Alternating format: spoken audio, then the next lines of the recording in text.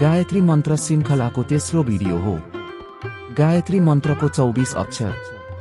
गायत्री महामन्त्रमा सम्पूर्ण भौतिक र चेतना जगतको ज्ञान बीजको रूपमा पाइन्छ। मस्तिष्कको मूलबाट निस्कने र मानव शरीर र दिमागलाई सञ्चालन गर्ने 24 मुख्य ज्ञान फाइबरहरूको गायत्री मन्त्रका 24 अक्षरहरूसँग सूक्ष्म सम्बन्ध छ। गायत्रीका अक्षरहरू ठिकसँग उच्चारण गर्दा सूक्ष्म चक्र, मातृका, ग्रन्थि, पछाडि शरीरका विभिन्न स्थानमा पाइने ठाउँ आदिमा जागरण हुन्छ। जसरी टाइपराइटर मेसिनमा औँला राख्दा त्यसको अगाडि राखिएको कागजमा एउटै अक्षर छापिन्छ, त्यसैगरी मुख, घाँटी र तालुमा लुकेका धेरै ग्रन्थिको चाबी हुन्छ। गायत्री अक्षरहरूको व्यवस्थित व्यवस्था यस्तो छ कि ती अक्षरहरूको उच्चारणले शरीरका ती लुकेका ठाउँहरूमा दबाब दिन्छ र तिनीहरू जागृत हुन्छन् र मानवका धेरै सुप्त शक्तिहरूलाई क्रियाशील बनाउँछन्। गायत्री मन्त्रभित्र धेरै प्रकारको ज्ञान र विज्ञान लुकेको छ। धेरै प्रकारका दिव्य हतियारहरू, बहुमूल्य धातुहरू बनाउने, जीवन दिने औषधिहरू, रसायनहरू, विमानहरू जस्ता उपकरणहरू बनाउने, श्राप र वरदान दिने, जीवन विद्या, कुण्डलिनी चक्र, दास महाविद्या, महामातृका, धेरै प्रकारका योग सिद्धिहरू गायत्री विज्ञान अन्तर्गत पाइन्छ। ती विधिहरू अपनाएर हाम्रा पुर्खाहरूले धेरै प्रकारका सिद्धिरिद्धिहरू प्राप्त गरेका थिए। आज पनि हामी गायत्री साधनाद्वारा ती सबै अनुशासनहरू प्राप्त गरेर आफ्नो प्राचीन वैभवलाई पुनर्स्थापित गर्न सक्छौं। गायत्री अनन्तकालको मन्त्र हो। पुराणमा भनिएको छ, सृष्टिकर्ता ब्रह्माजीले भगवानबाट गायत्री मन्त्र प्राप्त गरेका थिए। सोही मन्त्रको जप गरेर उनले ब्रह्माण्ड सृष्टि गर्ने शक्ति प्राप्त गरे। ब्रह्माजीले गायत्रीको प्रख्यात 4 चरणहरूको व्याख्याको रूपमा 4 वेद प्राप्त गरेका छन् र उहाँका 4 मुखहरू थिए। गायत्रीको सारलाई राम्ररी बुझेकाले 4 वेदहरू बुझेका छन् भन्ने कुरामा कुनै शङ्का छैन। गायत्री साधना गर्नाले हाम्रो सूक्ष्म शरीर र विवेकमा रहेको अशुद्धताको आवरण हटेर आत्माको पवित्र स्वरूप प्रकट हुन्छ। सबै प्रकारको समृद्धि र ऐश्वर्य शुद्ध आत्माद्वारा मात्र प्राप्त गर्न सकिन्छ। आत्मालाई ऐना जस्तै पवित्र बनाएर त्यसबाट सबै प्रकारका अशुद्धता हटेर मानव हृदय पवित्र र उज्यालो भई परमात्माका सबै शक्तिहरू, सबै गुणहरू, सबै योग्यताहरू र सबै उपलब्धिहरूले भरिन्छ। गायत्रीका 24 वर्णमा 24 प्रकारका आत्मा रूपहरू छन्। 24 तत्त्वहरू बाहिर र भित्र बसेर आफ्नो भित्र स्थापित गर्नाले मानिस अन्तर्यामी बन्छ। सबै ज्ञानमा यो अन्तर्विज्ञान श्रेष्ठ हो, जुन गायत्रीको साधनाबाट मात्र प्राप्त हुन्छ। जो आत्माभित्र हुनुहुन्छ र आत्मा बाहिर पनि हुनुहुन्छ, जसले आत्मालाई भित्र र बाहिर बसाएर शासन गर्नुहुन्छ, उहाँ नै वास्तविक आत्मा हुनुहुन्छ, उहाँ नै अमृत हुनुहुन्छ, उहाँ नै अन्तरात्मा हुनुहुन्छ। यस निश्चय गरेपछि सर्वव्यापी आत्मा भोल्युम अर्थात् सम्पूर्ण ब्रह्माण्डको सार हो। यो ब्रह्माण्डको 24 तत्त्वहरूको मूल्याङ्कन गर्न सम्भव हुन्छ। तसर्थ अन्य सबै विज्ञानहरू भित्री विज्ञानहरू भन्दा तल्लो श्रेणीका छन्। यसको पुष्टि गर्दै योगी याज्ञवल्क्यमा भनिएको छ कि जो अदृश्य, नसुने, अमूर्त, अज्ञात छ त्यो अन्तर्विज्ञान हो, अमृतको रूप हो। त्यसैले उहाँको पूजा तिमी, म र अन्य सबैको आत्माले गर्छ। हे गौतम, यो विज्ञान बाहेक अरू सबै विज्ञान पीडादायी छन्।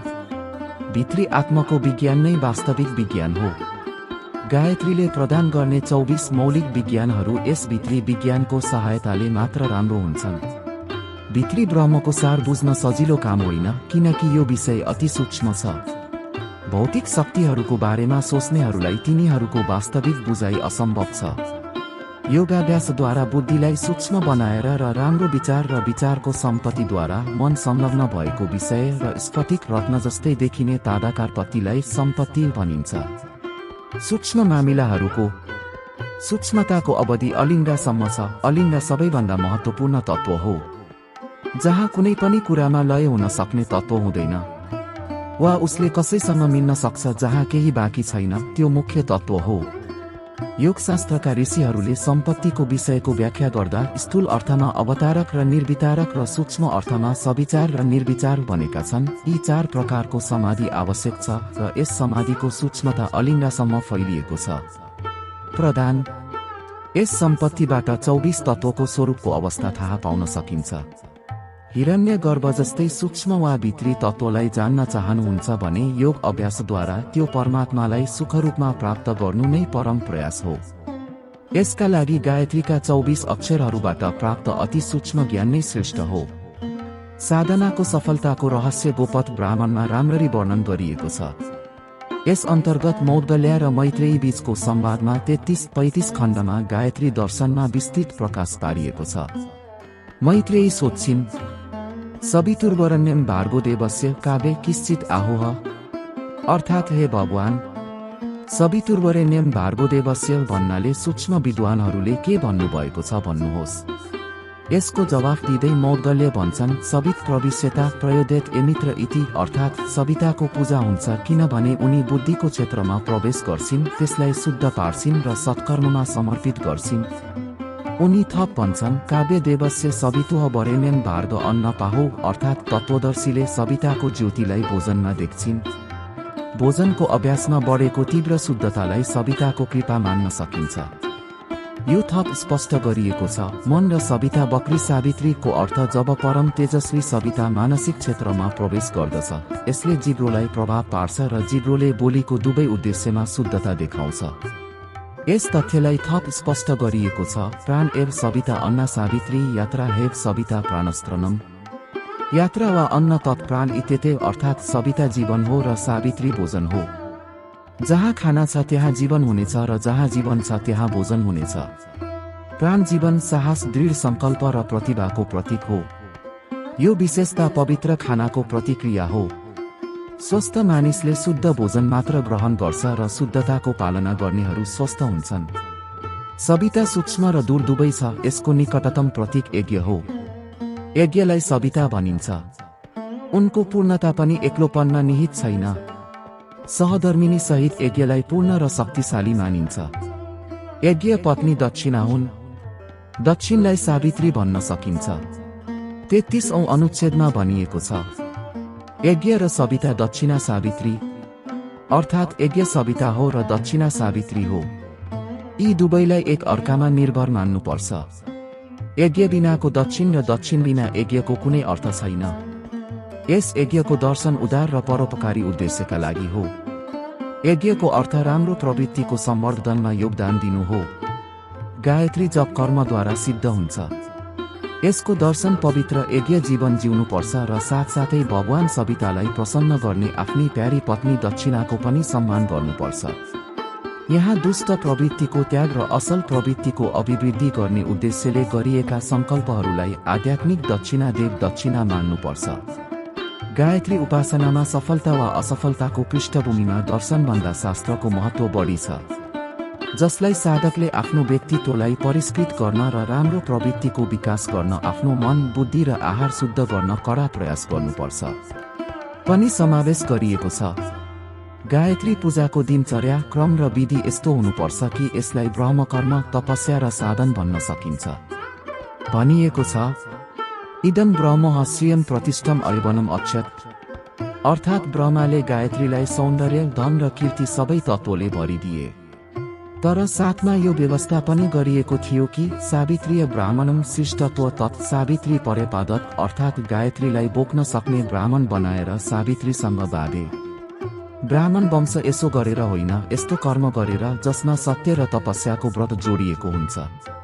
यो तथ्यलाई उजागर गर्दै गोपथको सोही खण्डमा भनिएको छ, कर्मन् तप तपस सत्यम सत्येन ब्रह्म ब्राह्मण ब्राह्मणम ब्राह्मणेन व्रतम समदात्, अर्थात् सत्कर्मलाई तपस्या भनिन्छ। तपस्याद्वारा सत्यको प्राप्ति हुन्छ। सत्य ब्रह्म हो। ब्रह्मलाई ग्रहण गर्ने ब्राह्मण हो। ब्राह्मण त्यो हो जसले आदर्श पालनको व्रत राख्छ। यस्तो व्रत गर्ने ब्राह्मणले मात्र गायत्रीलाई प्राप्त गर्छ। शालीनता र तपस्याको बारेमा पढ्ने, सुन्ने वा सोच्न मद्दत गर्दैन। राम्रो आचरणलाई व्रतको रूपमा जीवनको क्रममा अभिन्न रूपमा समावेश गर्नुपर्छ। यस पालनको आधारमा मात्रै ब्रह्म तेज तीव्र हुन्छ र गायत्री तत्त्वको प्राप्तिमा राम्रो कर्म गर्ने अवसर प्राप्त हुन्छ। प्राप्त गर्नुहोस्। मौद्गल्य भन्छन्, व्रतेन वा ब्राह्मण संसिता भवति आशुन्या भवति अविच्छिन्नः अस्य तन्तु अविच्छिन्नम जीवनं भवति, अर्थात् व्रत बसेर ब्राह्मणत्व प्राप्त हुन्छ। जो ब्राह्मण हो, जो ज्ञानी हुन्छ, त्यस्तो व्यक्ति समृद्ध र सक्षम रहन्छ। उसको परम्परा तोड्दैन र मृत्यु सजिलै आउँछ। गायत्रीको दर्शन र त्यसको कृपाको रहस्य बताउँदै महर्षि मौद्गल्यले ब्रह्माप्रति आस्था राख्ने मानिसले मात्र आफ्नो व्यक्तित्वलाई चिन्तन र चरित्रको दृष्टिकोणले शुद्ध पार्ने कुराको विस्तृत व्याख्या गरेका छन्। परोपकार गायत्रीका दार्शनिकहरू हुन् र तिनीहरूले मात्रै ती सबै लाभहरू पाउँछन् जसको वर्णन गायत्रीको महिमा र परिणामहरू वर्णन गर्दै विभिन्न ठाउँमा प्रस्तुत गरिएको छ। गोपद ब्राह्मण ऋषिले यस रहस्यको जानकारलाई औल्याउनुहुन्छ। हे र वेद एच्चा र विद्वान एतम व्यचस्ते, जसले यस पवित्र जीवनको साथमा सावित्रीको आश्रय लिन्छ उसैले मात्र ज्ञानी हुन्छ, उनी मात्र ज्ञानी हुन्छन्, उसले मात्र सिद्धि प्राप्त गर्दछ। मानव अस्तित्वदेखि विशाल ब्रह्माण्डमा समान रूपमा फैलिएको त्रिपद गायत्री रूपले प्रसिद्ध छ। भुवनेश्वरीको गायत्री बीज ओमकार हो।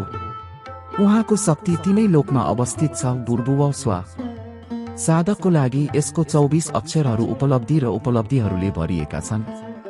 यी अक्षरहरूमा रहेको प्रेरणालाई ग्रहण गर्ने भक्तहरूले अवश्य हाम्रा मनोकांक्षाहरू पूरा हुन्छन् र अनुचित कामनाको आगोमा जलेर र पोलेर मानिसहरूले जसरी शोक र पीडा भोग्छन् त्यसरी हामी निराश र व्याकुल हुँदैनौँ। यो तथ्यलाई रुद्रयामलमा यसरी व्यक्त गरिएको छ।